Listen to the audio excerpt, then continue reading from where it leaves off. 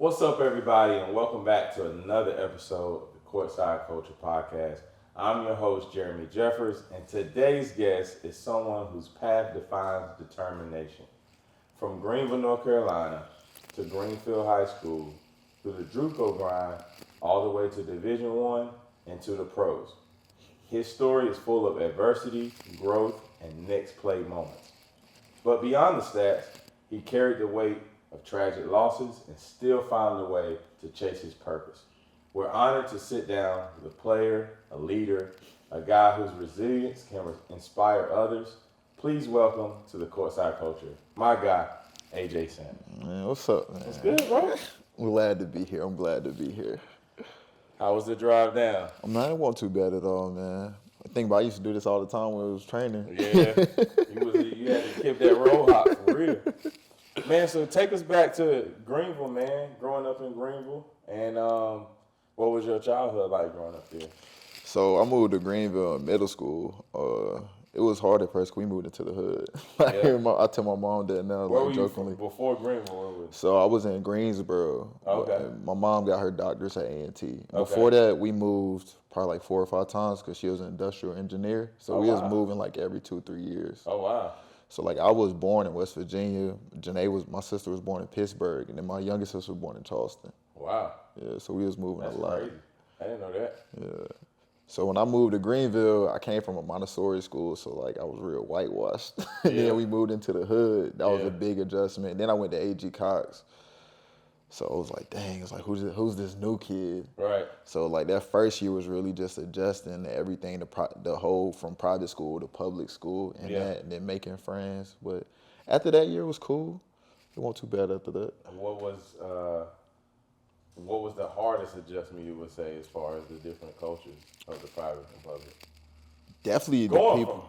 from private to public is crazy. No, I mean get the public, the public to private is like, okay, it's different, but like that public different one. No, I mean I went from being like I think I was like 2 black kids in my class in private school to being like in a class full of black kids. Yeah. And then like you said, I was whitewashed, so like it was a wake up call for me really. So after I got the wake up call out the way, like starting to adjust was a lot easier. But then also too moving into a new city, like people went to elementary school together. Right. So when I'm going into the middle school and they already knew each other, and I was like, who is this new guy? Yeah. And then also too when we first moved to Greenville, like we didn't have it like that. Yeah. So it was like I was wearing the same clothes, like basically repeating stuff every 2 weeks. And you know, as kids, they own you like, dang, bro, you wearing the same stuff.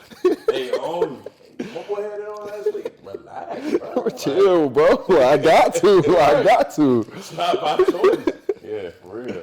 Where did when did the sports come in? Did you play any other sports other than basketball when you moved to Greenville? So actually, I played everything. I played baseball. I played soccer.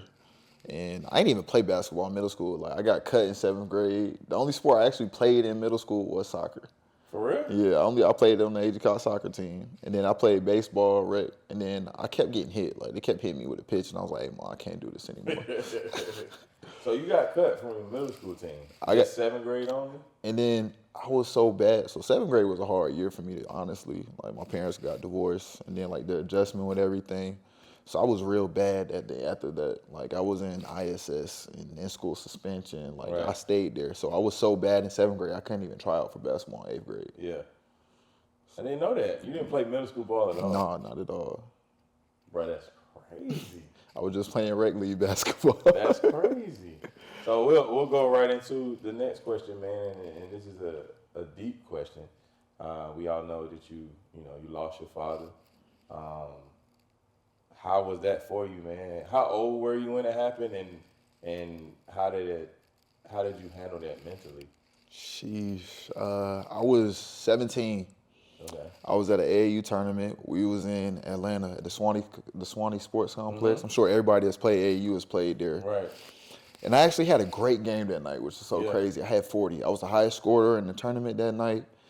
Me and my teammates was going to get some food, and my mom called me. Yeah. She was like, AJ, your dad's in the hospital. I'm like, that's cool. He's been in the hospital before. Like, he's going to be fine. She was like, nah, he's not going to make it.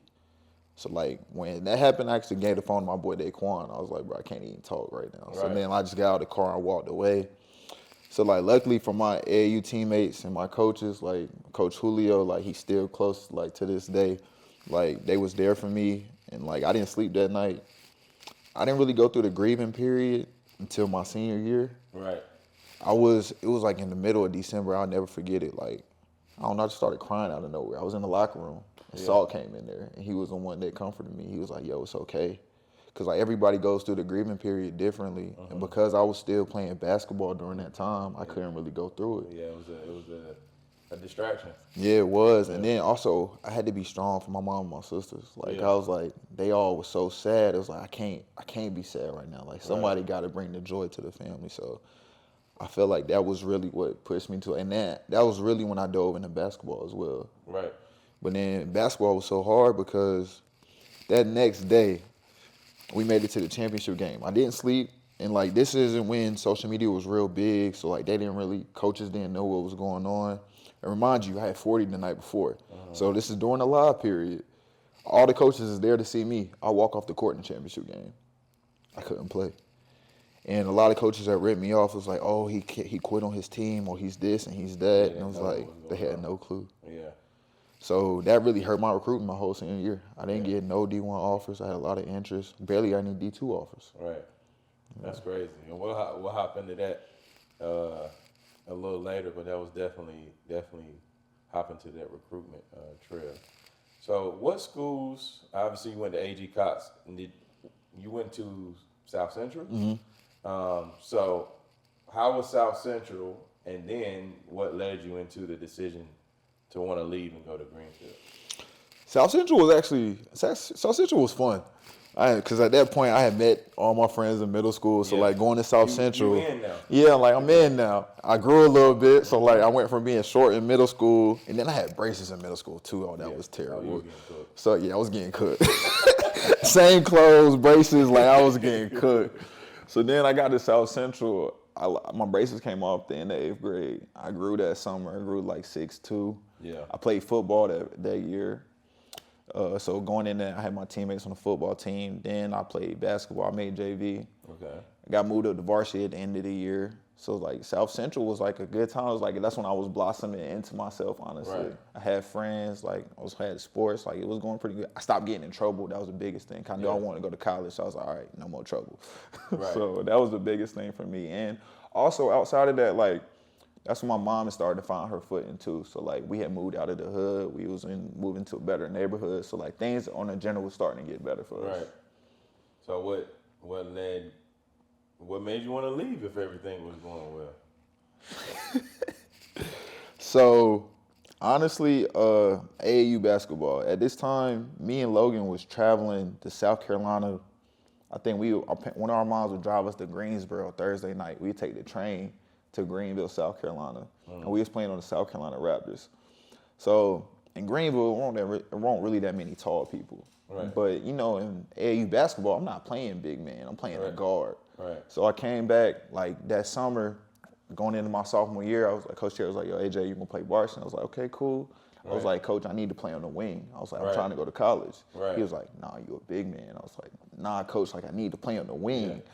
So, like, as we get to this that sophomore season, I'm on the court. You know, I told him I need to be on the wing, so I'm doing things on the wing. I'm shooting threes. I'll make a three. He take me out of the game. Like, son, don't do that. So, really, we had a heart-to-heart. Me, him, my mom, and, like, the other coaches, and we was like, Coach, like, I'm really trying to go to college. Like, I need to play on the wing. He was like, well, son, you're not going to do that here. I was like, okay. Right. So that's when I started exploring other options. And it was so funny because, like, a lot of coaches like, oh, you ain't going to never be nothing. Like, you're not going to make it with sports. And that was really what drove me for the longest, like, proving them wrong. Right. But it was honestly that, because I knew I wanted to go to college, and South Central wasn't going to be the best way for me to get there. Right. So where did Greenfield come from? Because, I mean, obviously, for those that don't know, Greenville's 45 minutes. So, I mean, that's a sacrifice. And I know you and the boys, you can get into it. I used to carpool up to Greenfield and everything. How did you hear about Greenfield and then? So I went to Oakwood first. Well, actually, Logan went to Oakwood first. So that whole summer. Logan was at South Central too? He was at South Central. So that summer, I think that's that sophomore summer going into my sophomore year. It was me, Logan, James Demery, Dante Buford, and it was one more guy. And Jorge, and we worked out with Bobby Thompson every day. Yeah. Like we would be out there in the farm in the morning. Yeah. We go eat at McDonald's, and then we go to Boy Lee, and we'd be there all day. So like that summer is really the summer I took my curve. Like that was when Logan was in the top 100. Like so that's when like everything happened. So like that was the first person I seen go to private school was Logan and Dante. They went to Oakwood. So then he was telling me about Oakwood, so I went to visit. So when I'm going to Oakwood, I'm thinking I'm going to be there with Logan. Right. And then he transfers to Greenfield. And I'm like, bro, you ain't tell me this? Like, I would have went straight to Greenfield. So it's like, I went to Oakwood and I'm there by myself. Yeah. I'm like, this is all over again. But that was really awesome when I found my confidence. Right. Because, like, it was just me. And the thing about it, at Oakwood, it wasn't really a basketball school. Oakwood was grades and baseball. Right, 100%. So it was like, when I got there, I was like, dang, man, like, I'm playing against all these private schools, and I'm just out here by myself. So I was like, I got to put them up. Yeah. And that was what happened. I came here, and I played Greenfield. That's where the mentality started? Yeah. To get them off? Get them off. I got to get them up. Now we know. Oakwood, we blame Oakwood for AJ getting It was Coach Branch. It was Coach Branch. He was like, AJ, if you don't score, we not going to win. I was like, okay. That's dope, man. And I actually played Greenfield. That's what it was. I played against Greenfield. And Logan was hurt at this time, so I'm talking junk to him on the bench. And I'm like, they can't guard me, Lo. So when you went to Greenfield, man, talk about the culture at Greenfield and what it meant for you on and off the court, not just for basketball. So what a lot of people don't know about private school is they think when you go to private school, it's like, oh, you're an athlete, you can get in. Nah, you got past them entry tests. Right, 100%. So like, luckily, like I'm smart, so it's like I did good and I had good grades. So it's like I got an academic scholarship to help with the money because it also costs money. Yeah. And then when I came to take my visit, Aaron Roundtree was in the office with Coach Salt. Okay. And I actually sat down and talked to him, and he was at Wake Forest at the time. Okay. And then Salt was telling me about all the other players that he helped get to college. I was like, that's my whole goal is I want to get to college so my mom don't got to pay for it. Right. I don't want her to have to pay for my school.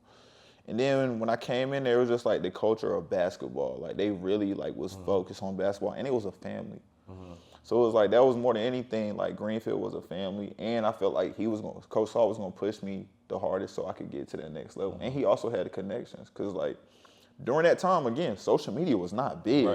Right. Coaches won't recruit in Greenville. Like kids from Greenville, like the kids nowadays are so lucky that they getting recruited like that. Cause we was not getting recruited.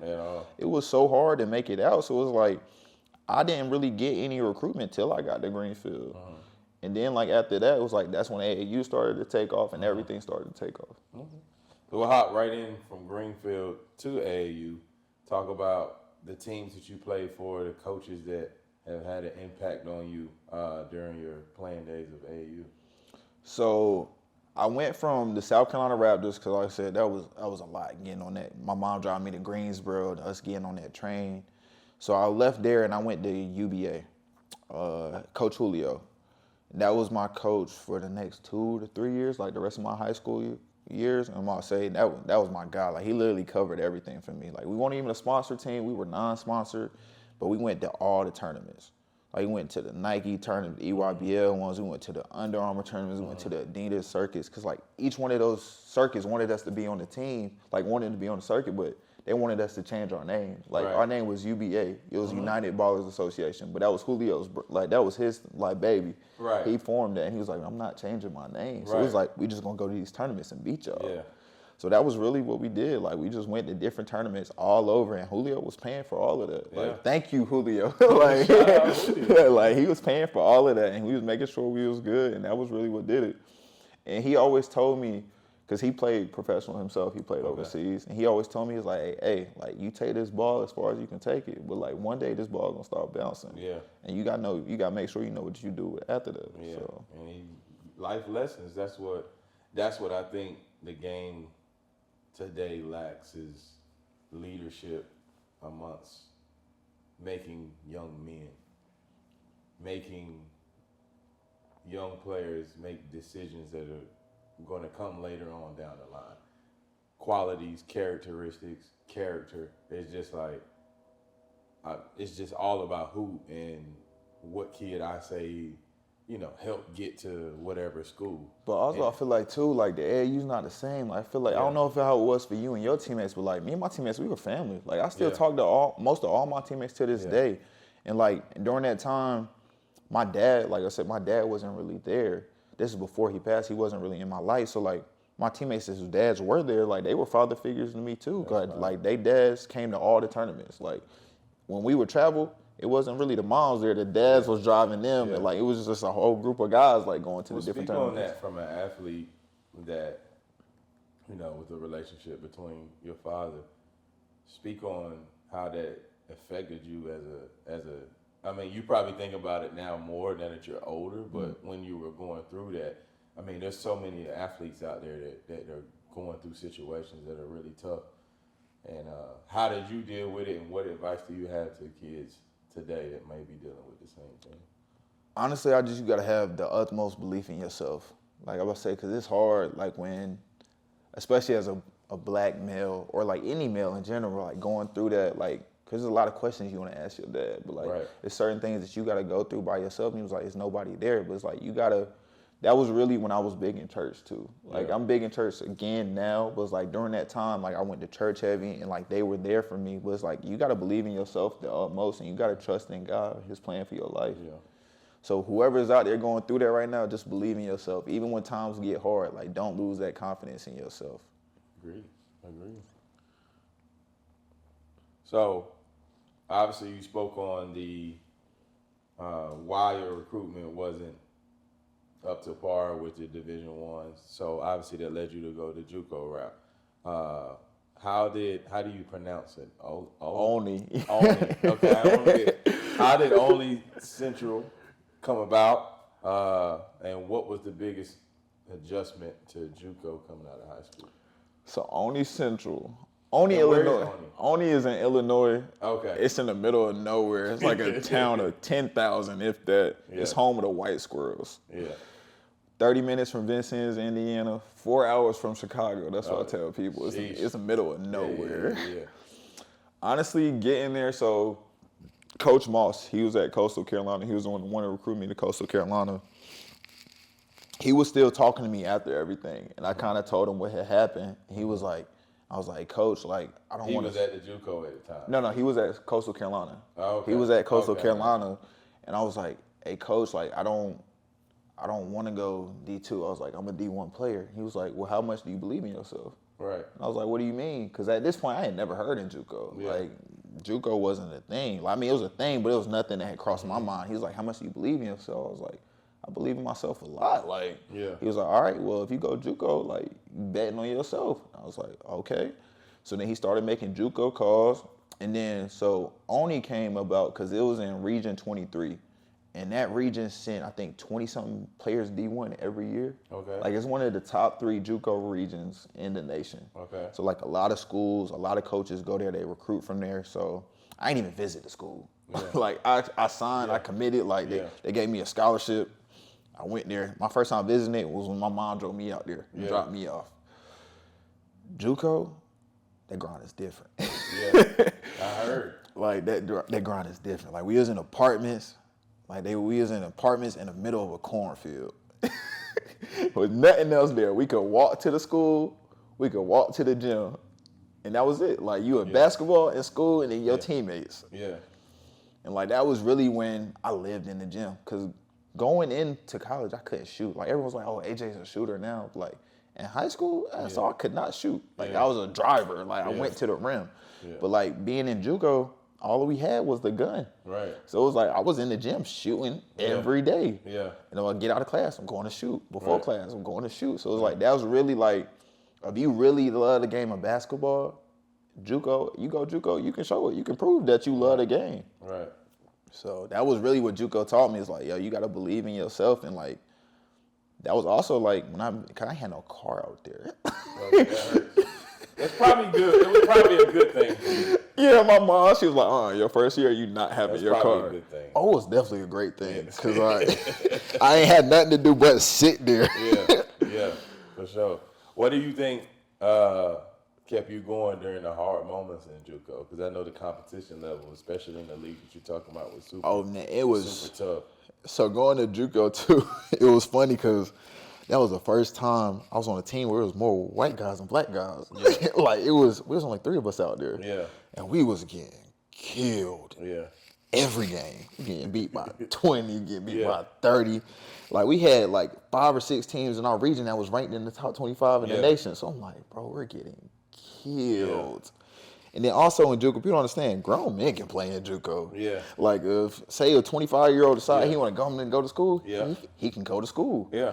So it was like the physicality was different. And then playing in the Midwest, it's a totally different play style than how we play out here. Yeah. It's slower. Yeah. It's plays every set. There's no fast break. And you know how I play. I like to play fast. Right. So like that was a huge adjustment for me. I get in the game, like, no, slow down. No fast break. Get the ball to half court. We're going to run this play. Right. So like that was the biggest adjustment for me. But it forced you to learn the game at it definitely did. That and like the coaches there, that was like really like when the game started to slow down. Cause like when you come from high school and the way we used to play, we was playing fast. Yeah. So JUCO's really when I really had to learn the game. And also when I had to learn discipline. Cause like to get our jerseys in JUCO, we had to run a 5:30 mile. Yeah. Every Friday we had to get up and run that mile until you made it. And even after you made it, you still had to go out there and support your teammates. I don't miss them college preseasons. Not at all. Coaches, I don't miss it at all. I'm good. I do miss hooping. I miss practice. I don't miss the hard part. I'm not gonna lie to you. I don't think any athlete. No. I went and practiced with Greenfield the other day, and Saul got mad at them and. Oh, cool. I walk right off to the side. I don't miss this at all, bro. Y'all go ahead. I'll wait till Sheldon hop right in. I'm good, bro. Was there ever a moment in JUCO where you felt like, am I really gonna make it to the next level? Or you doubted yourself during JUCO? My whole freshman year out there. And how many years were you there? 2. Okay. So you can only do 2 years in JUCO. Right. And honestly, my whole freshman year, it was such an up and down season. Me and the coach really didn't like me. Yeah. We butted heads. He didn't like me for things outside of basketball. Right. But we really butted heads. So I was like, I even told my mom, I was like, Mom, I don't know if I'm gonna make it. Like I was like, it was multiple times throughout the year. I was like, I wanna come home. Like I don't wanna do this. Like I'll just go to school, be a regular kid. Like she was like, nah, you're not gonna quit. Yeah. Cause like JUCO was the hardest, especially that freshman year. Because freshman year, I had no recruitment. I got no letters. I didn't get nothing. Like I said, I wasn't playing well. And then if I would play well, the coach would take me out the game. Right. So it wasn't until going into my sophomore year, there's a JUCO All-American camp. And so another thing that helped me too was one of my AAU teammates went with me to JUCO, Daquan Lilly. He was my roommate. So we went to JUCO together. He went to this All-American camp. And when he got there for registration, so the registration is the day before the camp. The camp was in Atlanta. I just happened to be in Atlanta for a family reunion. And Daquan was like, AJ, you got invited to this camp. I was like, huh? He was like, yeah, you got invited. My coach didn't tell me. That's crazy. So, like, I pull up the next day, and, like, coming out of that camp, like, I had a great, like, sometimes you just have it going. Yeah. Like, that weekend, I had it going. Yeah. Like, I was dunking on people. I was hitting shots. You know how I shooting deep shots. I was hit, and like, it was just one of them weekends. Like, oh my gosh! Like coming out of that camp, I was ranked like the number 3 shooting guard in JUCO. Yeah. Like so, that camp was really what turned everything around for me. Even having a terrible freshman year, like that camp turned everything around.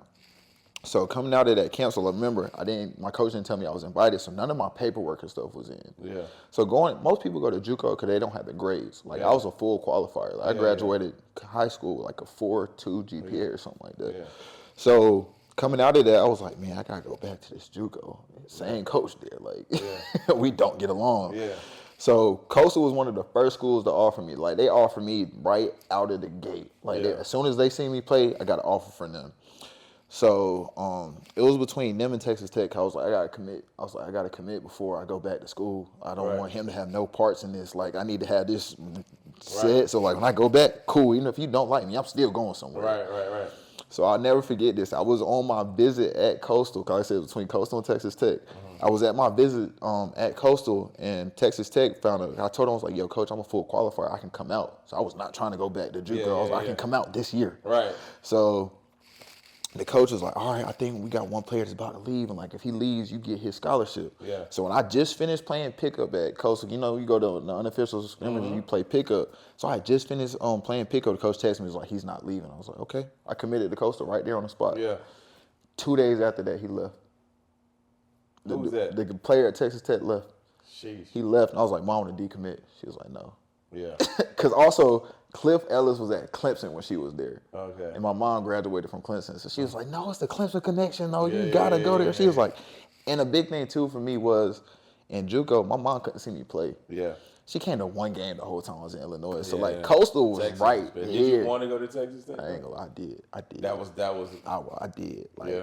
Because I was, so after the first day, like, at that, going back to that summer, that camp, Texas Tech called me after the first day. Like, I'm at the family reunion. Like, we back at the family reunion at this point, and I'm eating. I got a call from a Texas number. I was like, who is this? He was like, how you doing, AJ? This is Coach Al Perkins from Texas Tech, the assistant coach. I was like, oh, snap. I was like, hold on, Mark, I got to take this. Right. And they was like, we loved your game. It was like, we can't come back tomorrow, but, like, we want to recruit you. Like, we want you here. Right. So, like, in my head, I never thought I was going to go high major. Yeah. I was just trying to go D1. Yeah. So it was like, when that happened, That's the one. I was like, that's the dream. I was like, high major? SEC? Yeah. Like, I'm there.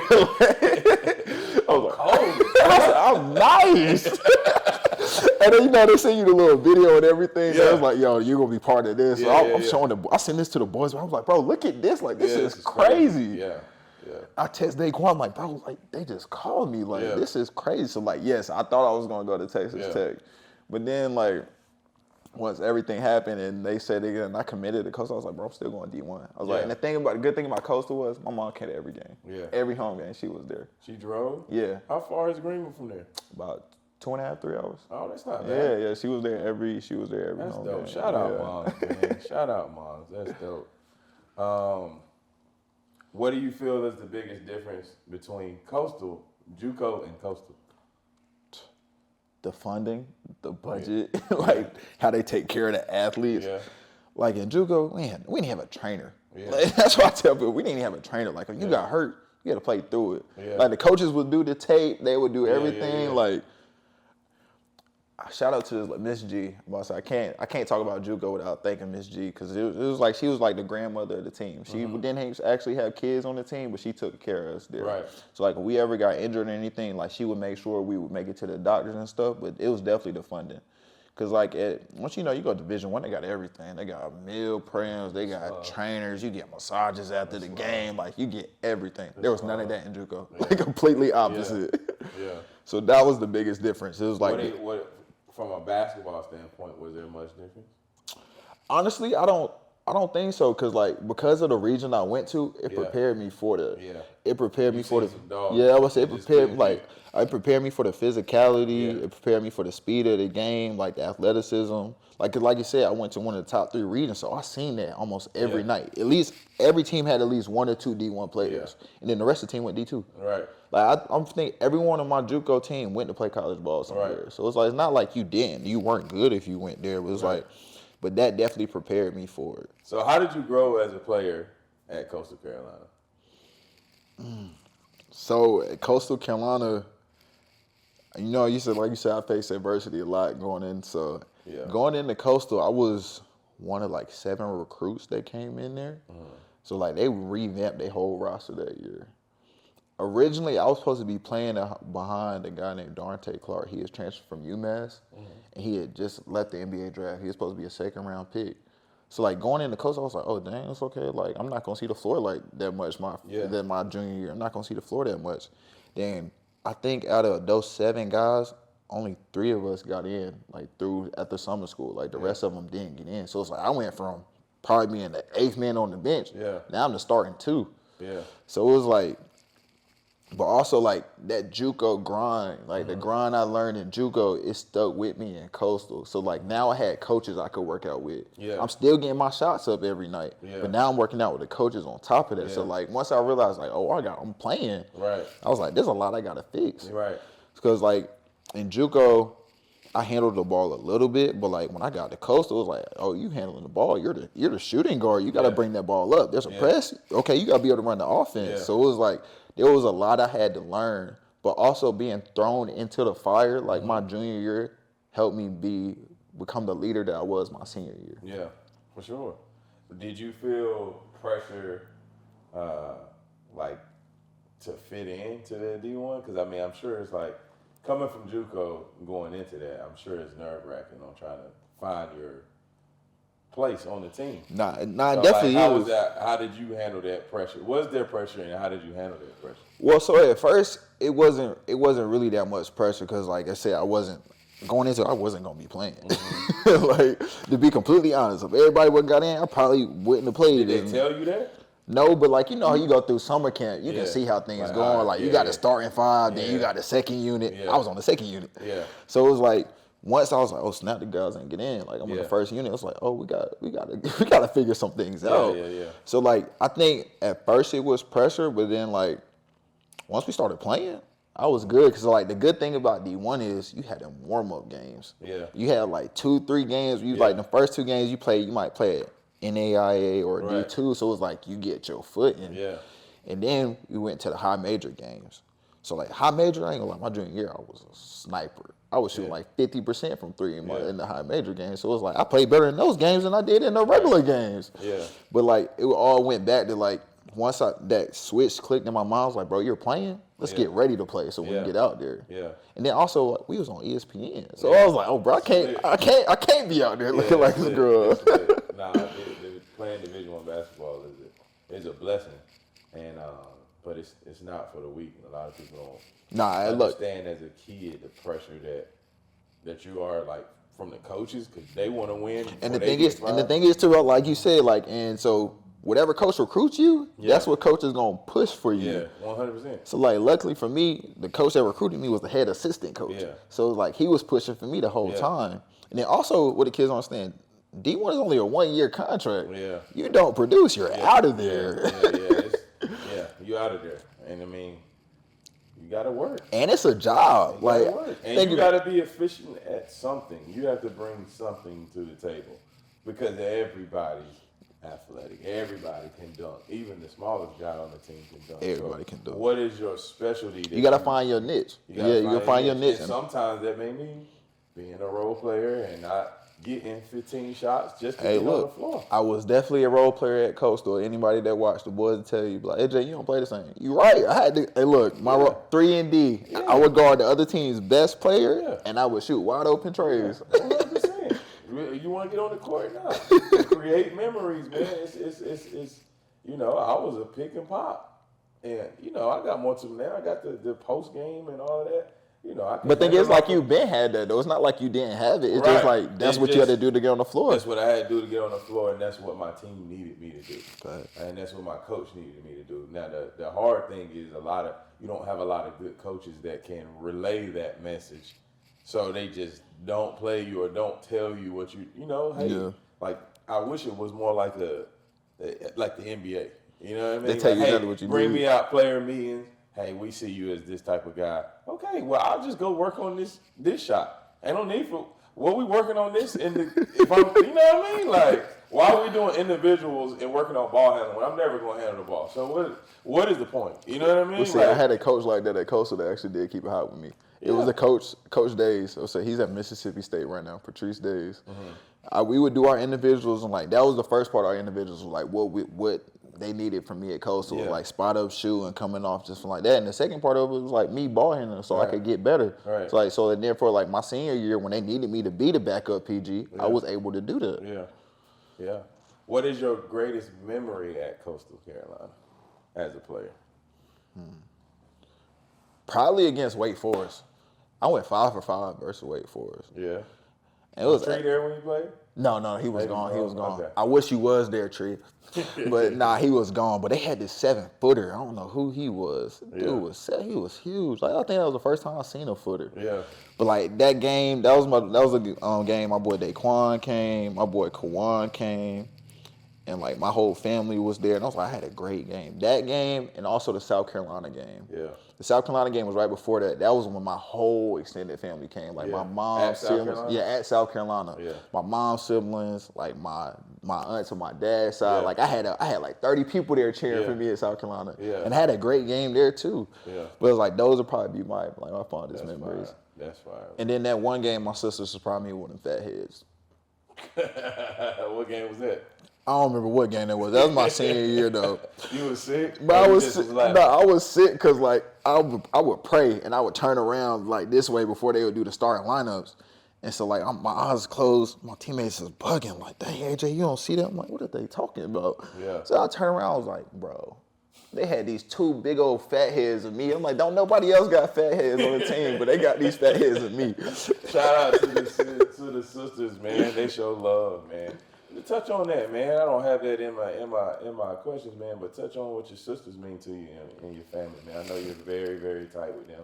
Oh, yeah. You guys doing a lot on social media. When y'all go out to eat and go do activities together. And I think it's dope. So talk about your sisters. I mean, really, those are my three queens, man. My sisters and my mom. It's really like I got three moms, to be honest, because everybody was like, "Yo, you're the oldest." Like, there's no way. I'm like, yeah, because like they just. I don't know, but wait, my sisters, they just do it all, to be honest. Like they all got they got it going on. They're brilliant, they're beautiful, like, and they keep me in check. Like that's one thing they definitely do, cause I can get kind of wild sometimes, and they there to bring me down to earth. So, but nah, I love my sisters, man. Like, and I love the relationship we have, cause like I know people see us all the time, like, yo, I love y'all relationship. Yeah, like those are really like my best friends. I'll do anything with them. Yeah, that's dope. That's dope. So after Coastal Carolina, you played professionally, man. Talk about your professional experience and your professional journey. And then what was your favorite country to play in? So my first year playing overseas, I was in Kosovo. And where is that? It's right under Greece. Okay. It's right under Greece. Like I never forget when I got that contract, my mom was like, Kosovo? Like, isn't that country at war? I was like, I don't know. I was like, that's the only country that offered me right now. That's where I'm going to go. Right. That's where I'm going to go. So, like, I went there. Kosovo was it started out really well. So, I was playing really well at first. But then it was like, your rookie year playing overseas, you going to run into adversity. Yeah. And for me, my adversity was the living situation. Like, at first, it was great. It was me and another rookie. We was in a hotel room. It was like double beds. Cool. That was fine. Then some reason the vets, it was four of us, it was 4 Americans on the team. The vets got kicked out of their apartment. Yeah. So they put us all in like this 2-3 bedroom apartment. And I'm sleeping on the couch. Yeah. And I'm like, me at this time, because this is a different version of me now. At this time, I was very prideful. I had a big ego. And I'm like, Coach, I'm a leading scorer. Why am I sleeping on the couch? Right. And I'll never forget what he said. He said, you are a player, I am coach. You will sleep where I tell you to sleep. Yeah. And I was like, nah, bro. Nah. And so anybody that plays overseas, whatever you go through your first year overseas, you got to stick it out. Right. You can't leave. And I did the opposite. Yeah. Even my boys that was over there, they was like, AJ, don't leave. I'm like, nah, bro, I'm not listening to nobody. Right. So I left. Yeah. I left, and then COVID hit. Yeah. So then the next 2 years, I was here. I didn't get vaccinated, so I couldn't leave. And then it was after that, I went to Poland. Love Poland, beautiful country. It was just cold. Yeah. It was snow on the ground for 7 out of the 10 months I was there. Yeah. But Poland was a great time. I learned how to drive stick in Poland. They gave me one huge culture shock. Huge culture shock. Yeah. They literally gave me one lesson. It was like, figure it out. Yeah. Yeah. Then after Poland, I went to Cyprus. Then after Cyprus, I went to Georgia. Yeah. And then that was it. My favorite country though, Cyprus for sure. Yeah. It was an island country in the middle of the Mediterranean Sea. It was like 70 all year. Yeah. I could wear shorts out there. Beautiful. Beautiful. Change your mindset. Talk about being just overseas. You know, obviously, the culture of just being a person and seeing something different in America. Not necessarily dealing with basketball, but I tell people, you know, we got a chance to go to Italy this past summer. Just amazing culture, man. It's just to like slow down and not being like, you get back to America, it's just like, gotta make money, gotta do this, gotta, you know, run to the liquor store, run to get food, fast food. And it's like, yo, you go over there, everything's fresh, people are just fit. Everyone's fit over there. Because they don't overeat, all the ingredients are fresh, they eat a lot of fish. And it's like, yo, bro, like I could, if I didn't miss my family, I could live over here. And I told my mom, I was like, you lucky I ain't found a woman over here, because I wouldn't have came back. But nah, for real though, because like the food over there is so fresh. Like you can eat, like, I know we have McDonald's and stuff here, but like McDonald's here has hella preservatives and additives in it. Over there, it's straight, it's straight ingredients. Like it's clean. Like I would go over there, like I could eat whatever I wanted. Like, and then you say it was slower pace, and there's no crime over there. That's probably my biggest thing about being overseas. It's like overseas, you see groups of like toddlers running around downtown. It's like they have nothing to worry about. It's like 4 or 5 of them, no parents, and it's like it's just toddlers running around. You could never do that here in America. 100%. I went to Paris, not 2 summers ago, and we went out to eat, and like I just found myself like, hurry up with the food. It's America, like, has trained us. And it's been 20, 30 minutes already. But like the experience was, we looked around and I said, okay, nobody's on their phone. So when you go out, it's a social experience. Yeah, it's a social experience. So they don't want to bother you when you're overseas, which is why, and then they give you time in between for your food to digest. We was there for 2.5. Yeah. You're going to be there at like every meal, like 2.5, 3 hours. So yes. I said, you might have to, you know what I mean? But the impatience has come from the American culture. So it's really good for anybody that has the chance in their lifetime to travel abroad. I always say that, like, when you see the world, I feel like you take a little bit of that culture with you when you come back. For sure. And that was, seeing the world definitely changed me in so many ways. Like, it changes the way I look at things in general, or even the way I look at people, because, like, you never know what people goes through. Yeah, 100%. Or, like, what they coming through, or what they seen in their lifetime. Because, like, I've met so many different people. Like, even traveling, it's like you meet other people that are traveling. Yeah. And so, for me, like, even though I was in certain countries, I would travel to the countries that were around me. Because, like, when you overseas, like, you got 1 game a week. Yeah. Then you got a FIBA break, 2 weeks, you not practicing. Right.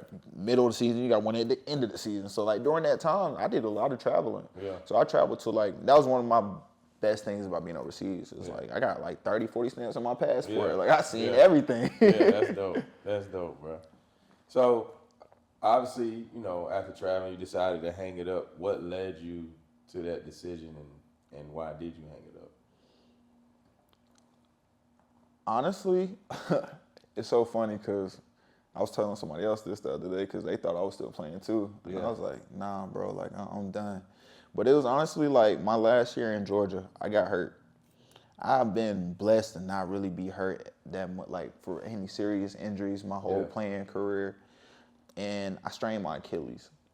And I was out there for 2.5, 3 months, and I couldn't do nothing. Just going to rehab and going home. And it was like, that was like really when I had got depressed, and I was like, dang, man, like, what are you gonna do when basketball ends? Yeah. And like, that was like really, I started thought, and I was like, what's next for you?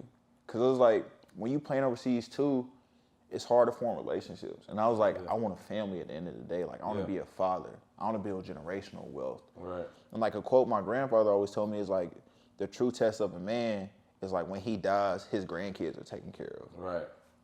And so when I came home, my grandfather passed, like a couple of my close friends, their parents passed. And it was like really, that was like really when it hit me, it was like, all right, bro, like, what's next after basketball? Yeah. So it was like, that was really when I had to figure it out. And I ain't gonna lie, it was some dark days. Like a lot of people don't talk about this. Like when you go from being an athlete back to being a regular person, like that's like really part of your whole identity. It is. So it was like, I was lost for a second. Yeah, for sure. And I was like, luckily for me, that break during COVID where I didn't play for 2 years, I had to figure something out then. So if it wasn't for that, I probably would still be lost. Right. But luckily I had went through that, and I was like, you know what, I had started a business back then. Let me reopen that, and let's see what I can do from there. And then I started that, and I didn't even look back after that. Yeah, it's definitely something that doesn't get talked about, and that a lot of players are fearful on expressing those feelings on how they feel about that transition. Is the hardest transition. I mean, it's still tough to this day, which is why, shout out my young boys in Greenfield, but they beat us the other day. And AJ texted me after, because we all played terrible, and he texted me after and was like, I'm sick. And it's like, he's sick that we lost. It's the feeling. Yeah. It's the feeling of getting back out there. Yeah. Like the game, and you know you're not in high school or you're playing pro. So you know that opportunity next Friday ain't coming to play somebody else. So it's like, that's your one moment. So now we're gearing up for the love of the city. Okay, I'm back in the lab because this is who I am. Yeah. This is my chance. And it ain't even about proving, it's just the rush. Nah, that's really what it was. The rush of like, yo, we really out here with the jersey on this. There's a referee here. Right. Like, this ain't pickup. This is structured game. Like, so that feeling is unmatched, man. That's why I love to make sure y'all come out for the love of the city in December, man. I will play better at the love of the city. I will. Proceeds go to helping families in Wilson for Christmas, man. And I love doing it every year, and we're happy to have you. I'm glad I can participate again. It's been a minute. Like, last time I participated was right before I went back. The first year, or something like that. It's been a while. It was during the COVID break. I remember I see the picture. I had dreads in that picture. They were baby too. Just born. Yeah, but yeah, man. Like you said, I think athletes have to do a better job of talking about it in groups and figuring out, and more so from the mental health standpoint of. I think it's more about like now transitioning to businesses. Like I feel like we got to find a coalition on how to help people like transition in life more so on the business side than becoming somebody. Because it's easy to transition, but a lot of people transition to the drinking, wrong things, to weed, to whatever they want. You know what I mean? And then just go and do whatever to make ends meet. And it's like, what is that? Let's talk about it. Let's my brain's going now, but let's create a platform or a Facebook group. What's a group, or even like we can find like a men's, like I see there's some people that are like some trainers that are doing like men's circles in Charlotte, just to talk to different athletes. Like, if we could create something like that here. Or like for the ones who watch this, if you reach out to me, I'm always here. I'm always an open ear. But honestly, one of the biggest things that helped me was therapy. Yeah. Like I went to therapy when I was younger, like when my dad had passed, but I wasn't really ready. So like I really went back during that time. Like I've been in therapy now for 5 months. Shout out my therapist Kenya. Me and Kenya every week, see her every week. But like that was really like what helped turn things around. What made you go to therapy? Like restart therapy, because it's obviously a stigma in our culture as black men to, it's always looked at, I don't need therapy. I mean, everybody needs therapy, no matter what ethnicity you are, just because there's so much that everybody's dealing with on a day-to-day basis that they don't talk about, and these demons that they're fighting. And if you don't get it, you don't want to talk to everybody about it. And I feel like because you feel like, especially the people that you love, you feel like you're going to let them down, or you don't want to be seen this week. Yeah, you don't want to be seen this week, or I don't want to put my problems onto you because you're dealing with enough, so I don't want to bring more to you, so I'm going to just take this on the chin and I'm going to go drink my liquor that's going to make me feel better temporarily instead of actually getting it out of my system and talking to somebody. Now, you could. But what made you go back? Honestly, like I said, it was during that was in my darkest times, and I was like, yo, I got to talk to somebody about this. And I didn't want to put that on anybody close to me. Yeah. Cause I was like, like I said, I don't want to be a burden on anybody. Yeah. So I was like, people already going through enough of their own stuff. So I was like, I started like talking to different therapists. Like I was really interviewing therapists for a good couple of weeks. And I was like, yo, I got to talk. But my thing was, I got to talk to somebody about this. Like I said, if you don't talk to somebody about it, them demons going to eat you up. Yeah. And I was like, nah, bro, like, it's not going to eat me up. Like, this is not going to be the end of AJ's story. Yeah. So, like, it was really just, I wanted to talk about it.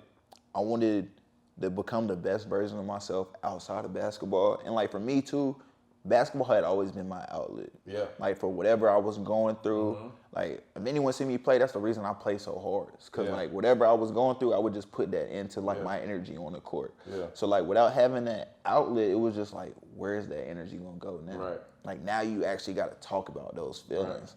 Right. And for me, too, therapy helped me out so much because, like, a lot of things I was feeling, I didn't know what that was. Yeah. Because, like you said, in the black community, like, or like even as a man, not even just black men, as men in general, you're told you're not supposed to feel things, you're not always supposed to be strong, you're not supposed to cry. Yeah. So like it's a lot of emotional negligence that we have. A lot. So And that goes from the black man to the black relationship of parents in the household. It's not healthy the way that you're talking to your kids. No, it's not.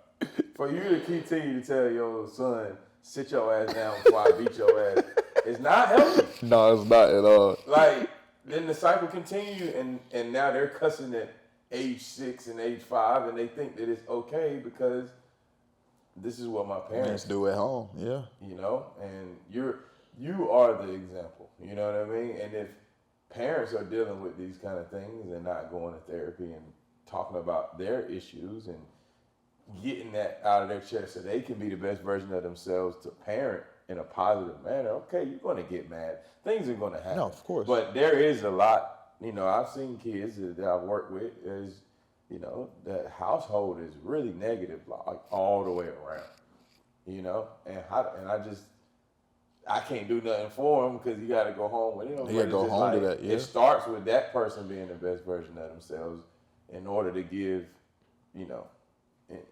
So, I mean, for me, honestly, I feel like everybody has childhood trauma. Yeah. And unless you address your childhood trauma, you're going to put that on your kids. Yeah. And so for me, I also feel like my calling that God's given me is like I have a gift when it comes to working with kids. Yeah. But I also feel like I want to be the best version of myself when I tap back into that gift. So like that was one of the main reasons I want to go to therapy. So I was like, all my rough edges, I want to kind of round those out. Yeah. Like I can't help a kid who's going through something and they don't know what they're feeling, and if I don't even know what emotion he's feeling, because I can't even describe that emotion myself. Right. So I just really wanted to go to therapy to learn more about myself, learn more about emotions, and then deal with the childhood trauma that I had packed away. Like you said, my dad's death, I packed that away for years. Yeah. I didn't deal with that till this summer. Yeah. Like there was a lot of raw feelings I had with that. It was a lot of raw feelings I had with basketball. Yeah. So it was like I just had to deal with all of those things, and I felt like therapy was the best way for me to do that. I agree.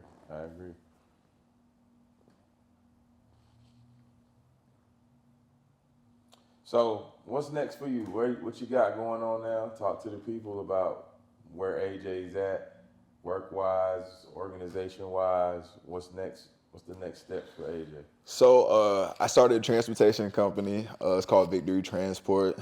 It's funny though, because when I first started it, I told you I was doing mortuary transport. Yeah. So those who don't know what mortuary transport is, that's like moving dead bodies. Right. It's like as soon as they die. But that didn't work out. Right. Like most people don't tell you when you first start a business, your first venture is gonna fail.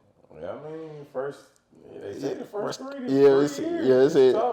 They said it's gonna fail. So you gotta learn. So like that failed. Like to be honest, like I thought I was gonna go into the space and like I'm in Raleigh, so I'm like, oh, there's plenty of dead people here. Like I can just tap right in. That sounds crazy, but it's true. So like I went around at first, I was giving out my information to the different funeral homes and stuff like that. I signed up with the state, like the medical examiner's office, and I was like, I did my projections. Remember, I said, I've been showing you, I was like, Jeremy, these are my projections. Like this, so he's like, all right, Jay, like, wait and see how it goes. So I'm like, nah, man, like it's about to take off. That spirit of entrepreneurship, but you gotta kind of be a little delusional. You know, I've seen a lot of clips on this, but you gotta be a little bit delusional to want to grow as a person, as a businessman. You kind of gotta think big, and you can't. Sometimes you can't listen to people because even your own family, you know what I mean? I love them, but, you know, hey, if I'm trying to get here and you've never taken the steps to get here because, you know, I appreciate and I respect what you do. Right. But if you ain't taking, like, bigger, like, risk, how can you tell me? Because I'm going to take the risk. Because at the end of the day, I can always come back and do what you do. That's what hey, look, that was my mom's. I love my mom to death. That was one of her main my things. My mom the same way. Shout out to AJ, I love her. But I had to learn. Me and my mom butted heads a lot. I don't think it was butted heads. I think it was me being a young entrepreneur not making anything. Yeah. And she doesn't want to see me struggle. Yeah. And it's more of that, but it doesn't come off like that. It doesn't at all. It comes off like, you don't want to see me succeed. Yeah. And you don't believe in. You don't believe in my vision. Well, you don't believe in what I'm trying to do. But at the end of the day, that's mom's.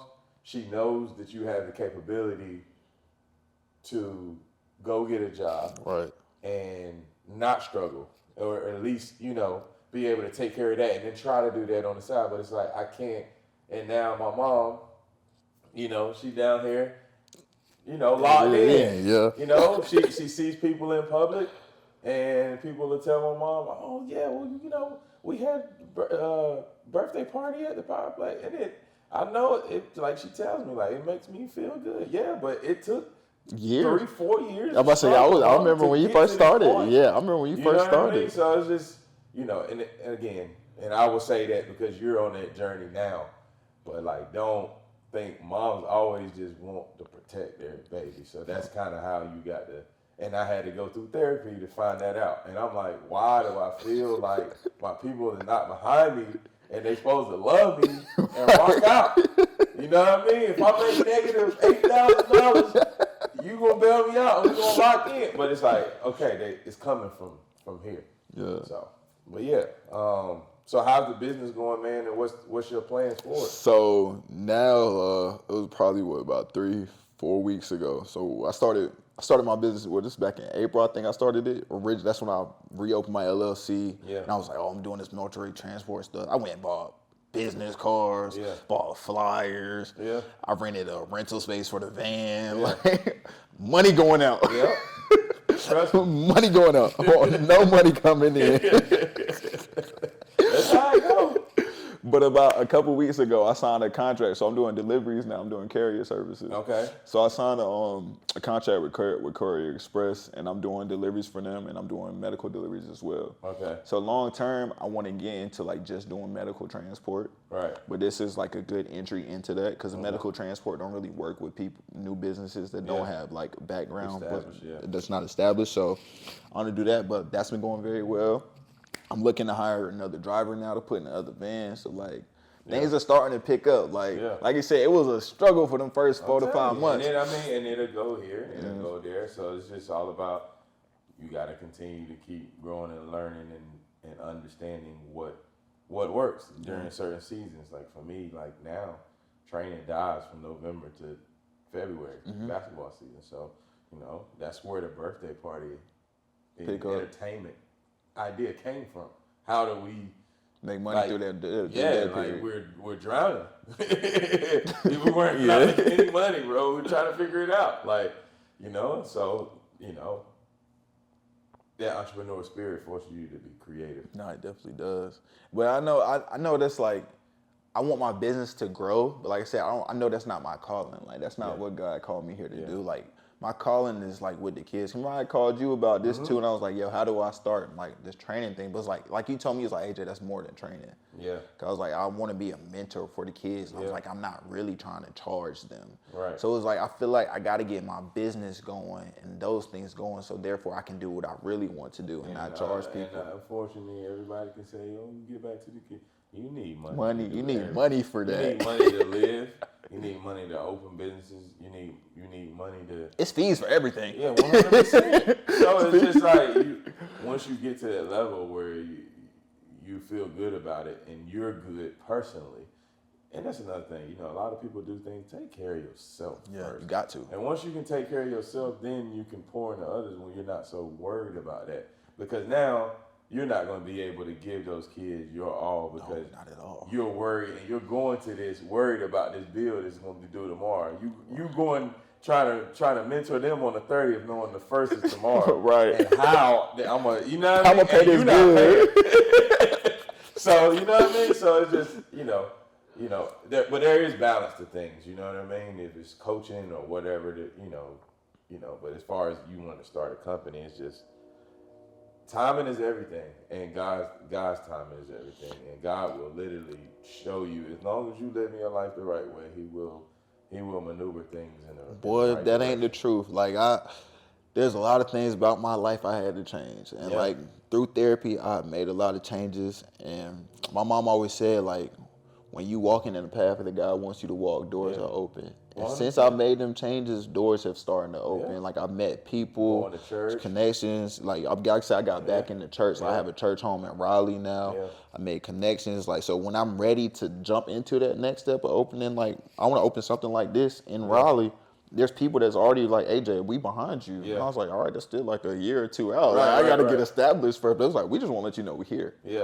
And I was like, those are blessings in itself. 100%. 100%. All right, we're gonna switch it up, man. Have a little fun towards the end. I love this segment because we get to pick the basketball brain. All right, we're gonna have a little segment called This or That. All right, so you just give me an answer to whatever I say. Okay. All right. Steph Curry shooting or Kyrie handles? Kyrie handles. I ain't never really been shifty for real. Ooh. I would love to drop somebody. over Curry shooting? I mean, I be thinking I'm Curry now. I be shooting from that deep, so I mean, I'm not Curry, but I be shooting from there. All right, Giannis's power or Jokic's skill? Ooh, that's a hard one. Jokic's skill. He make the game look so easy. Yeah. He make it look so easy. He does. Effortless too. Yeah. It's like, triple double. Yeah. Yeah, I go that route too.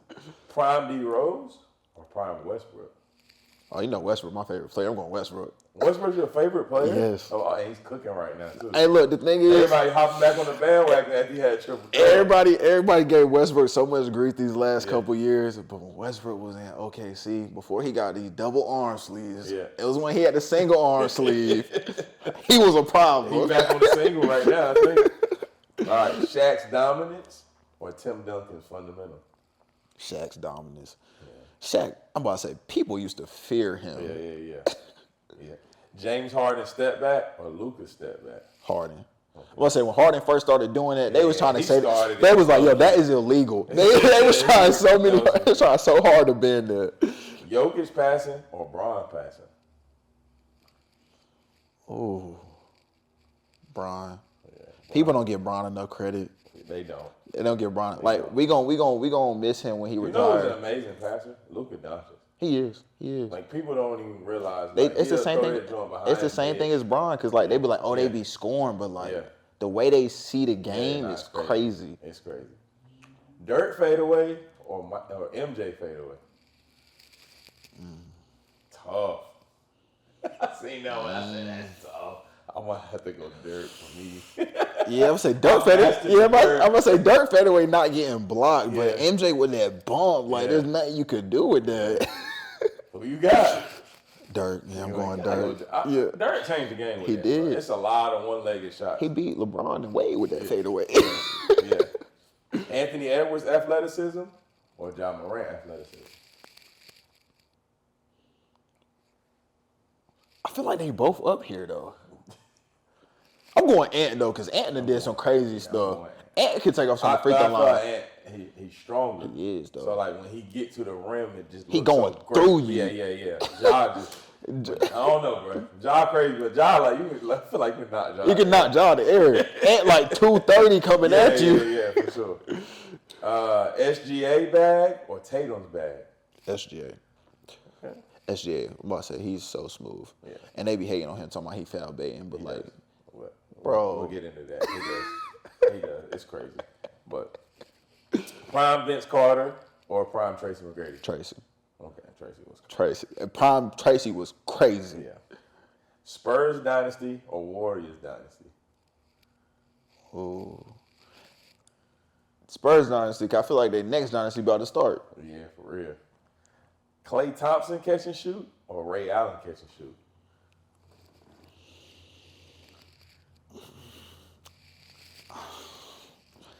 See, this is my problem with this one. Because I feel like if Ray played in today's game, his catch and shoot would be so much better than Klay's. He just didn't have that freedom. Yeah. I'm going to go with Ray Allen. I'm going with Ray Allen. Because even when he was old and playing with the Heat, he was still clipping. And my boy Klay done got with Meg. I don't know what's going on. He is not been good. You needed Steph, didn't you? Dang, bro. He is not. Bro, is it Meg or is the Achilles injury? No, it's the system. I mean, he healthy. I think it's the system. Like, when you have that many threats on the floor and Draymond catches on the block and it's so much, like Curry commands. No, I ain't gonna lie. He do Curry command that much attention. If he curls on the screen and Draymond's on the block, you have to, you don't know what this man is gonna do. That's true. So, like, Klay don't need a lot of space, but, like, he's already set. Now, the action is totally different. And there's not really any shooters with that team that's knocked down. Especially without Kyrie being out there, they don't really got no shooters. Yeah. So, that is a good point. Now, we're going to finish up. Give me, in no position, no order, your NBA all-time starting five. Allen Iverson at the one. Okay. Did you watch the documentary? Yes. Fire. I ain't gonna lie. I didn't know he was that cold. I did not. I knew, but we was young, so I didn't play on TV a lot. Outside, I got All-Star game in the finals, but it was always Shaq and Kobe on TV, so I was a big Lakers fan. But, man. You talking about growing up? You talking about all-time favorite? AI is my all-time favorite. Okay. I'm about to say, I remember one time I printed out pictures from Google. You know, back on Google, they had them pictures up there. I ain't know about the color ink. I ain't know about the ink cartridges at all. I printed out about 20 pictures, put them up around my wall. Yeah. Used all my mom color ink. She was sick. Sick. What? Whooping. As soon as my dad got home. Whooping. I'm going AI. Can I put MJ at the 3? No. All right. I'm going AI. Okay. Kobe Bryant at the 2. Okay. MJ at the 3. I might have to switch. I think Kobe taller than MJ. Oh, that 4 man. I'm about to come back to them. I'm gonna do Shaq at the 5. Dang. That 5th is always stumps people. I'm put LeBron at the 4. Yeah. That's a nice lineup. That's a nice lineup. I think the only one would be for me was AI. AI would be out. Who would you put? Either Steph or Magic Johnson. Oh, I like Magic. Don't get me wrong, I love Steph too, but I won't want him at the I one. like Magic. Like we didn't get to watch him play, but I really. Did you watch the Lake Show? Yeah, he was crazy.